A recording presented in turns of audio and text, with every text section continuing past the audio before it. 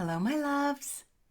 It's wonderful to see you again. I'm sorry I missed you last week, but hopefully you will enjoy today's talk. So today I want to talk about the law of attraction. I recently went to a seminar to see Esther Hicks, who, if you are not familiar with that name, she is American and an inspirational seeker, speaker, channel, and author. She channels a combination of non-physical entities that call themselves Abraham. And they teach what I think is pretty widely known as the law of attraction. She has also co-written numerous other books and does a lot of workshops on the law of attraction. And that work was kind of the fountainhead of the information on which the book, or the movie and the book, The Secret, was based. So, the reason I was inspired to share some of the notes that I brought back with you is because of the healing that I have personally experienced. And this was in many ways supported and influenced by their teaching, which I have been following for many years. For those of you new to this group or my YouTube channel, my name is Casandramacalan, and I've been in business since 2000. And I primarily have focused on chronic pain, anxiety, and depression.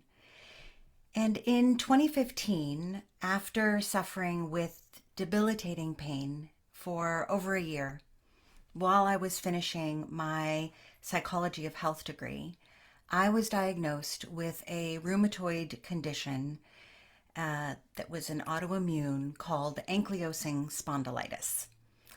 The doctors told me that it was incurable and crippling, and there was nothing I could do besides take Humira, if you've heard of that, which is a biologic that I had to inject in my stomach once a week that shut down my immune system.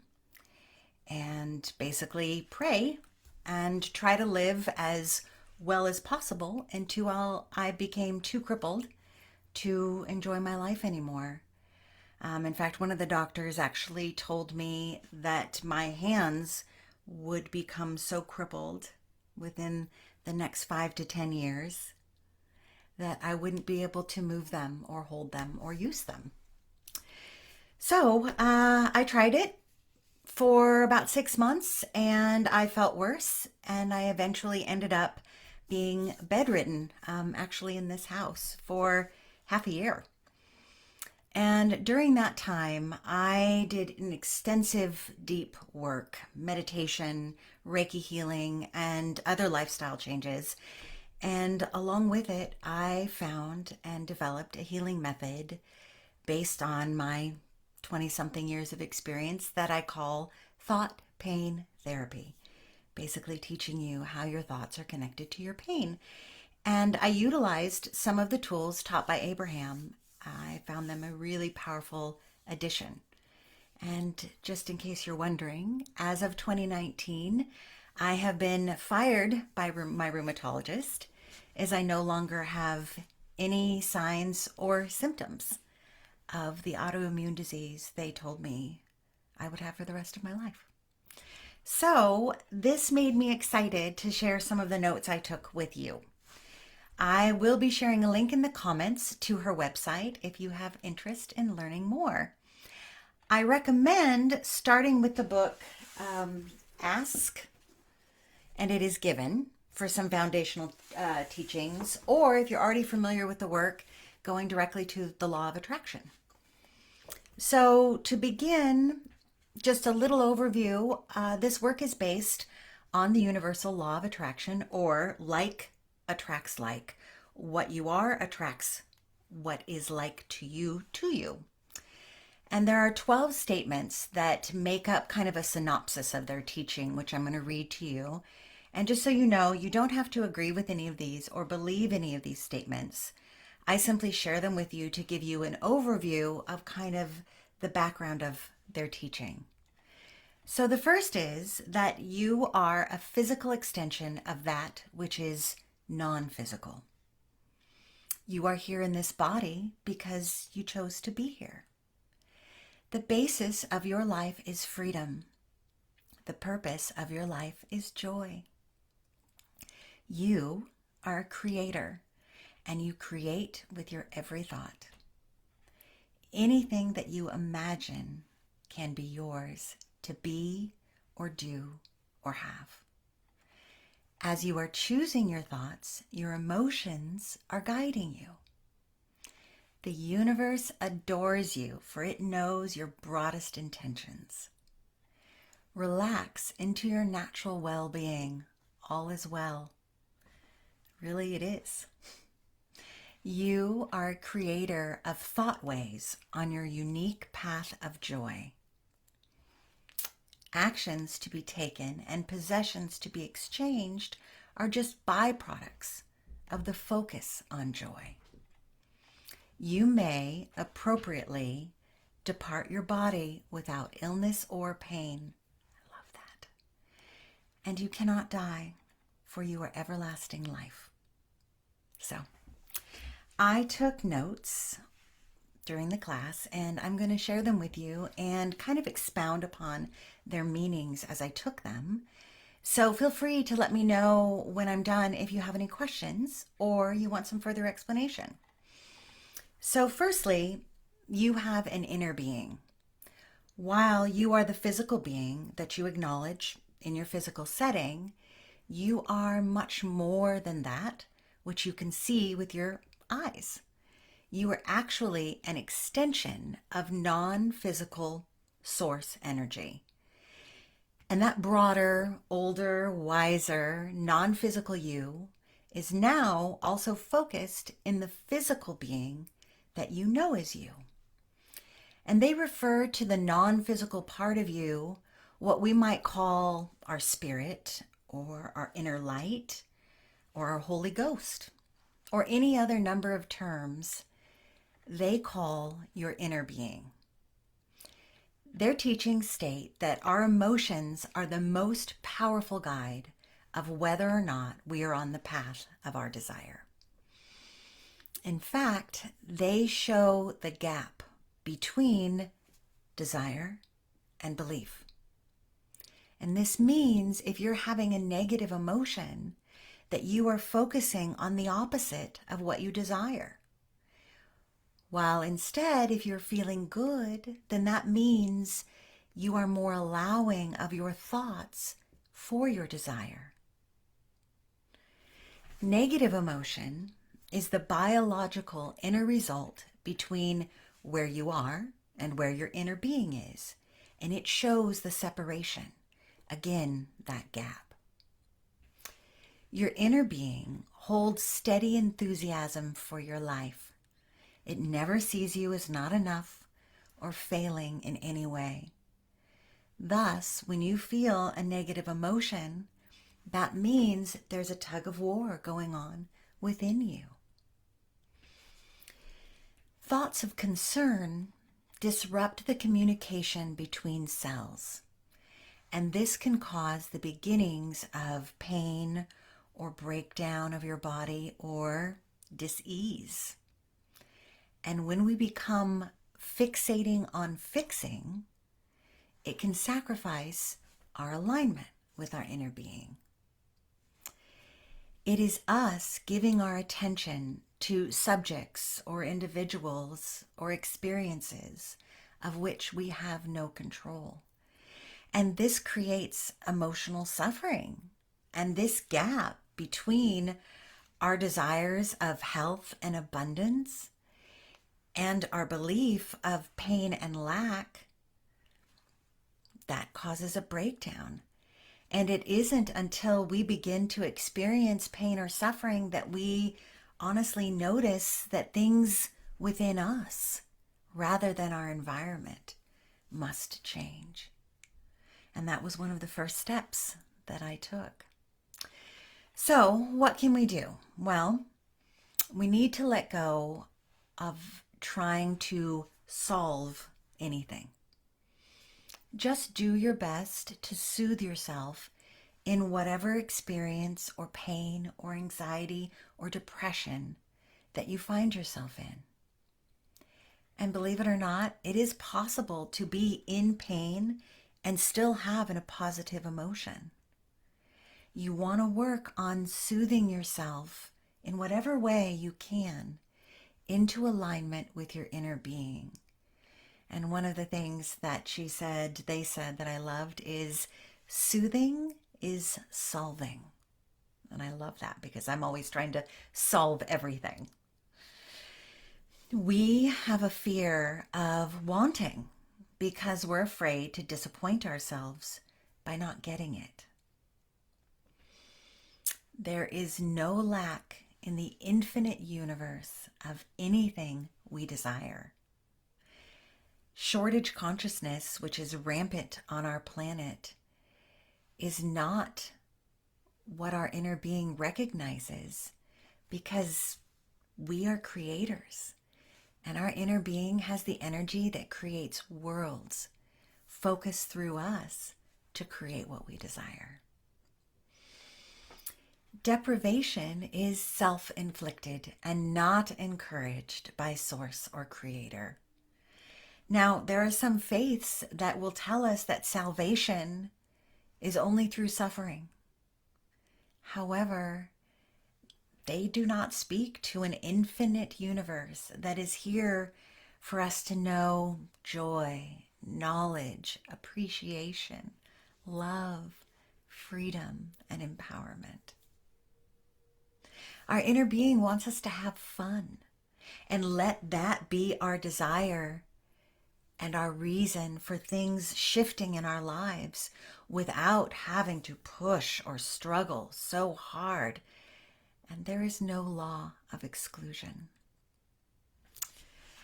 So that's kind of on healing. And secondly, I wanted to talk about something else that they shared that I thought was very powerful. People try to connect their emotional guidance system to other people rather than Source. And that is not your connection to alignment. Now, in my work, I call this the difference between lateral and vertical sourcing. When we laterally source, we're getting our information from other people, from the people in our lives, from the media, from our environment, from our culture, from our country. And that information is not our personal truth. It's the beliefs of those around us that we read, we watch, we listen to. Versus when we are vertically sourcing, we are getting our information, our personal truth, straight from Source, Creator, God. And when we connect our emotional guidance system to other people, it makes us feel the desire to explain ourselves. And that's where we get lost because they'll never get us. And it's not their job to do so. Nor is it your job to get them or judge them or condemn them for thinking in ways that are different from your own. Yet, when we calibrate our energy to other people rather than Source, we end up worrying about fairness. We try to control situations and we take responsibility for things that are not ours, which causes us emotional pain and separates, again, our beliefs from our desires. When we want other people to sympathize or empathize with us, we end up speaking at length about our fears. So we want to be watchful that we are not proving things we don't want. Another big lesson I learned in my healing is to stop talking about my pain. And when people would ask me, how am I doing? I'd say, you know what? I'm fine. I'm good. Getting better every day. But I would not talk about what hurt, which, trust me, was on my mind 100% of the time when I was not focused on what I wanted and not what I had. Recalibrating ourselves to connection with Source is our work. That's our lifetime of work. And that and choosing different feelings up the scale of emotions, which I posted in the group, and it looks like this. And hopefully you can see it. If you can't, let me know. But you can see that there are emotions rated 1 to 22. And at level 7, which is the tipping point, is contentment or satisfaction. And everything at this level and above is about manifesting in alignment with your inner being and your desires. And your inner being knows all of them, every desire you've ever had, and it's all there waiting for you. So, in sum, there are 3 laws: the law of attraction, the law of deliberate creation, and the law of allowing. Or ask, receive, and then let it in. So I hope you enjoyed today's talk. And if you have any further questions, you can chat with me at the link I put in our comments. I also teach a free masterclass explaining the top 3 things I did to transform my life from pain and limitation to lasting freedom and thriving health. And if you're interested in being invited the next time I teach it, just simply PM me, or you can leave your email here and I'll put you on a list. And hopefully I will be reteaching it by the end of this month or the beginning of the next. And before I go and read the comments, I'm also going to put a link for Abraham-Hicks that you can see, as well as their YouTube channel. So I hope you enjoyed today's live, and I will put these links in the comments, and then I'll go and I'll answer some questions. So let's see. Randall said, love this. Glad you did. I know that you are a follower of Abraham-Hicks like myself. Jill said, hello. Hello, my love. Oh, it's so good to see your face. Or the little face, I guess, that it gives me. Russell, hi. Oh, it's wonderful to see you here. Susan said, I love this, so powerful. Thank you so much for sharing this. Oh, I'm so glad you did.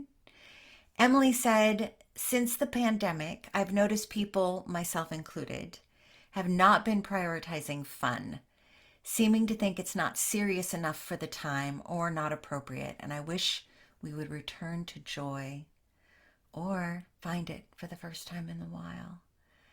Oh, that's so beautifully said. And that is the teachings of Abraham, that we really are here to enjoy ourselves.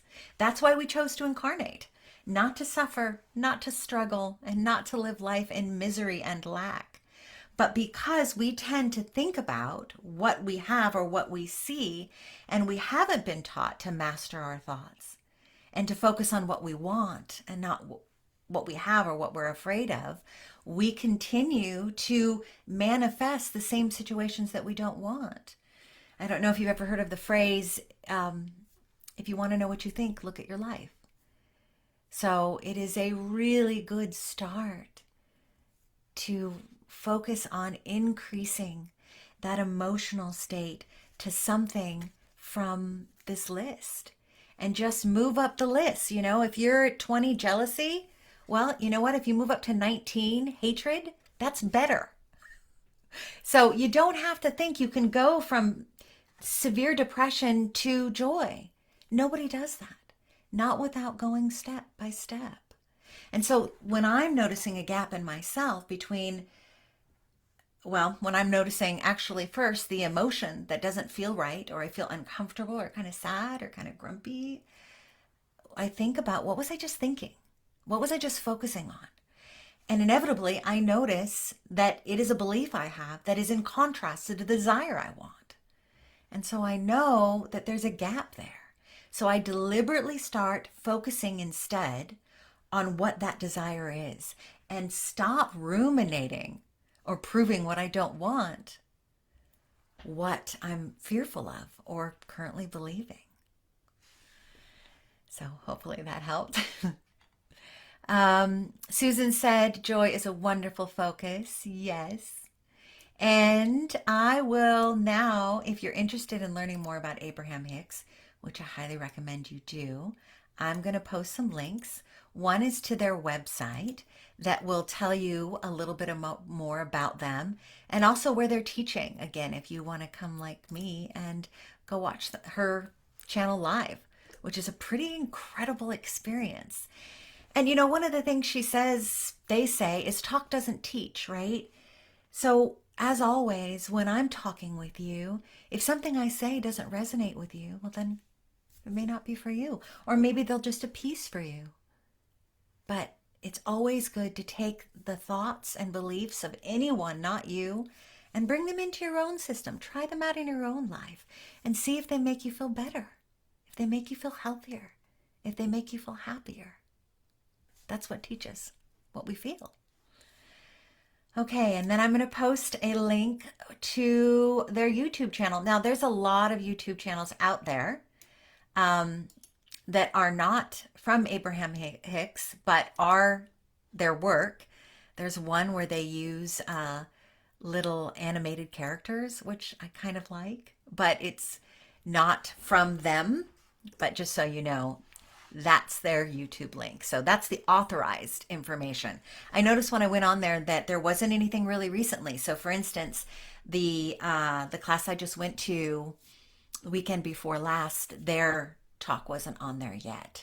So if you want some more recent stuff, again, it's all over YouTube, authorized or not. It is them. And I do like the ones that have the animated her and the person that she's talking to. So, as always, I love you and I want you to take care of yourself for me, okay? And I'll see you on Monday. Bye.